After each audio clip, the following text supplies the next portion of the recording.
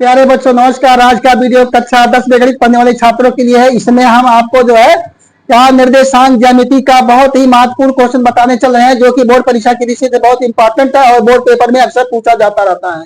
यहाँ पर बहुत ही जानदार सवाल है, बहुत ही शानदार है, बहुत कमाल का सवाल है और ये अक्सर जो है आपको पेपर अनसॉल्व्ड पेपर देखेंगे तो इस प्रकार के क्वेश्चन से भरे पड़े हुए हैं। यहाँ पर जो है इस प्रकार के क्वेश्चन जो है बार बार पूछे जाते हैं। यहाँ पर लिखा है, कह रहा है बिंदु 6,3 और -4,5 को मिलाने वाली रेखाखंड को 3:2 के अनुपात में अंतः विभाजित करने वाले बिंदु के निर्देशांक ज्ञात कीजिए। इसमें एक रेखा दी गई है आपको, उस रेखा के दो बिंदु दिए गए हैं और उस रेखा के अंदर एक बिंदु स्थित है।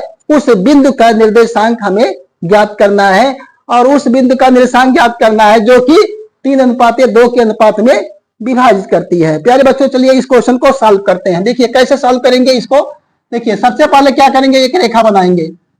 एक रेखा हम खींचेंगे, यहां से एक रेखा खींच लीजिए जल्दी से। यहां पर खींच लिया जाएगा। यहां पर क्या हो जाएगा, ए, इसका कोऑर्डिनेट आपको दिया गया है 6,3। 6,3 यहां पर कोऑर्डिनेट हम लिख लेंगे और यहां पर बी दूसरा बिंदु है। यहां पर क्या है, इसका कोऑर्डिनेट 4,5। इस प्रकार से हम दोनों कोऑर्डिनेट को लिख लेंगे, ए और बी के। अब यहां पर एक बिंदु यहां इसके अंदर स्थित था। अंतः माने क्या होता है, अंदर। यह अंतः माने अंदर। यहां पर पी स्थित है, इसका कोऑर्डिनेट हम मान लेते हैं x, y। यही आपको ज्ञात करना है, इसी के निर्देशांक आपको ज्ञात करना है। और यहाँ पर यह अनुपात दिया गया है। अनुपात क्या दिया गया है, यहाँ पर 3 दिया गया है और इसका अनुपात यहाँ पर 2। तो यहाँ इसको मान लेंगे क्या, m1 और ये क्या हो जाएगा m2। ये क्या हो जाएगा m2। इधर वाले को अनुपात को हम क्या मानेंगे, m2 मानेंगे और इधर वाले को क्या मानेंगे, m1। तो यहाँ पर लिखेंगे, माना रेखा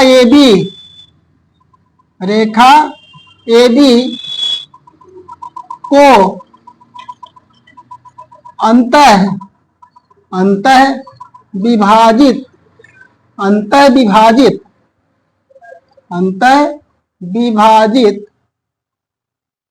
करने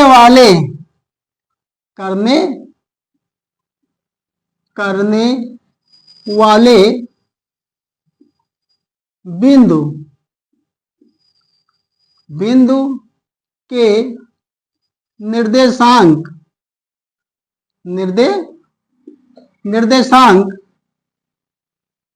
क्या है, P, X, Y है। अर्थात हमें ही P ज्ञात करना है, X, Y। तो प्यारे बच्चों यह क्या होगा, x1 y1 होगा, ये क्या होगा x2 y2 हो जाएगा। तो यहाँ पर हम लिखेंगे x बराबर सूत्र क्या होता है, m1 x2 प्लस m2 यहाँ पर x1 बटे में क्या हो जाएगा 2 नहीं सॉरी, यहाँ पर m1 प्लस m2 होता है, m1 प्लस m2 होगा। इसी प्रकार y के लिए क्या हो जाएगा, y बराबर क्या हो जाएगा, m1 y2 प्लस हो जाएगा m2 y1 बटे में क्या हो जाएगा m1 प्लस m2। यहां से x बराबर निकाल लीजिए।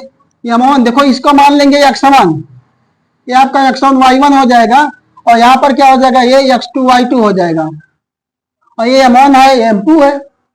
अब मान रख लेते हैं, उसमें कोई दिक्कत नहीं है। तो m1 का मान कितना है 3 गुणे x2 का मान कितना है -4 प्लस और m2 का मान कितना है 2, x1 का मान कितना है 6 रख दीजिए। m1 का मान 3 प्लस m2 का मान 2। इस प्रकार से हमने क्या किया, x वाले में मान रख दिया। अब y वाले में मान रख दीजिए। m1 का मान कितना 3 और y2 का मान कितना है 5 प्लस यहाँ पर m2 का मान कितना है 2 और y1 का मान है 3। इस प्रकार से मान रखेंगे, m1 का मान 3 और m2 का मान है 2, ऐसे रख दीजिए।